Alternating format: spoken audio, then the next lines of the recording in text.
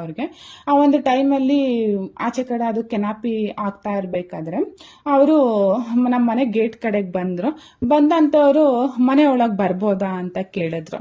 ನಾವು ಈ ತರ ಕೇಳ್ತಾ ಇದಾರಲ್ಲ ಅಂತ ಅನ್ಬಿಟ್ಟು ಬನ್ನಿ ಅಂತ ಅನ್ಬಿಟ್ಟು ಮನೆ ಕರ್ಕೊಂಡ್ ನಮ್ಮ ಮನೇಲಿ 2 ನಾಯಿಗಳಿದಾವೆ. ಆ ನಾಯಿಗೂ ಕೂಡ ಅವ್ರು ಏನು ಎದುರಲಿಲ್ಲ.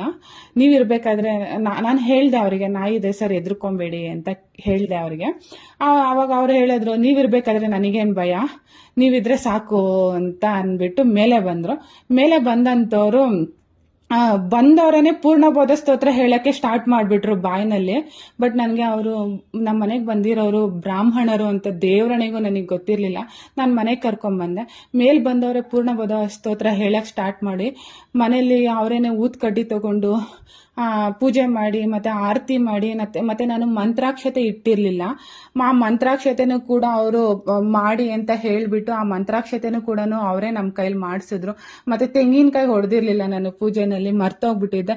ಅವರೇ ತೆಂಗಿನಕಾಯಿ ತರಿಸಿ ಮತ್ತೆ ತೆಂಗಿನಕಾಯಿ ಹೊಡೆದು ಮತ್ತೆ ಷೋಡೋಪಚಾರ ಪೂಜೆನೆಲ್ಲ ಮಾಡಿ ಕೊಟ್ಟು. ಬಟ್ ಇನ್ನೊಂದು ಅವ್ರು ಬ್ರಾಹ್ಮಣರು ಅಂತ ನನಗೆ ಗೊತ್ತಿರ್ಲಿಲ್ಲ. ಅವ್ರು ಬಂದು ಮನೆಗೆ ಪೂಜೆ ಮಾಡಕ್ಕೆ ಅಂತ ಅನ್ಬಿಟ್ಟು ಅವರ ಒಂದು ಶರ್ಟ್ ಏನ್ ಬಿಚ್ಚಿದ್ರು ಅವಾಗ ನಾನು ಅವರು ಜನವಾರ ಹಾಕಿರೋದನ್ನ ನೋಡಿ ಗೊತ್ತಾಯ್ತು ಅವರೊಬ್ರು ಬ್ರಾಹ್ಮಣರು ಅಂತ ಅನ್ಬಿಟ್ಟು. ನಿಜವಾಗ್ಲೂ ಅವರು ಎಲ್ಲೋ ಇದ್ದವರು ಅವರು ಬಂದು ನಿಂತ್ಕೊಂಡ್ರು. ನಾನು ಅಲ್ಲಿ ಅನ್ನದಾನ ಮಾಡೋ ಇನ್ನ ಸ್ಟಾರ್ಟೇ ಮಾಡಿರ್ಲಿಲ್ಲ. ಆ ಒಂದು ಕೆನಾಪಿ ಆಗ್ತಾ ಇರೋ ಅಂತ ಟೈಮಲ್ಲಿ ಬಂದು ನಿಂತ್ಕೊಂಡು ನಮ್ಮ ಮನೆಗೆ ಬರ್ತೀನಿ ಅಂತ ಕೇಳಿದ್ದೀನಿ. ಏನ್ ಕೇಳ್ತೀರಾ, ಮನೆಗೆ ಬಂದು ತಾನಾಗೆ ತಾನು ಅವರು ಎಲ್ಲಾ ರೀತಿ ಅಂದ್ರೆ ಷೋಡೋಪಚಾರ ಪೂಜೆನ ಮಾಡಿ ಕೊಟ್ಟಿದ್ದೇನ್ ಕೇಳ್ತೀರಾ. ಈ ವಿಡಿಯೋ ಮೂಲಕ ನೀವು ನೋಡ್ತಾ ಇರ್ಬೋದು. ಅವ್ರು ಬಂದವರು ಏನೇನ್ ಮಾಡಿದ್ರು ಏನೇನ್ ಇದ್ ಮಾಡಿದ್ರು ಅಂತ ಅನ್ಬಿಟ್ಟು ಅವರೇ ಪೂಜೆ ಮಾಡಿ ಅವರೇ ಇದ್ ಮಾಡಿಕೊಟ್ಟು ಲಾಸ್ಟ್ ಅಲ್ಲಿ ನಾವು ಬಂದು ಪೂಜೆ ಮಾಡಿಕೊಟ್ಟವ್ರಿಗೆ ನಮ್ಮ ಯಥಾಶಕ್ತಿ ಏನಾದ್ರೂ ನಾವು ಕೊಡ್ಲೇಬೇಕಾಗುತ್ತೆ.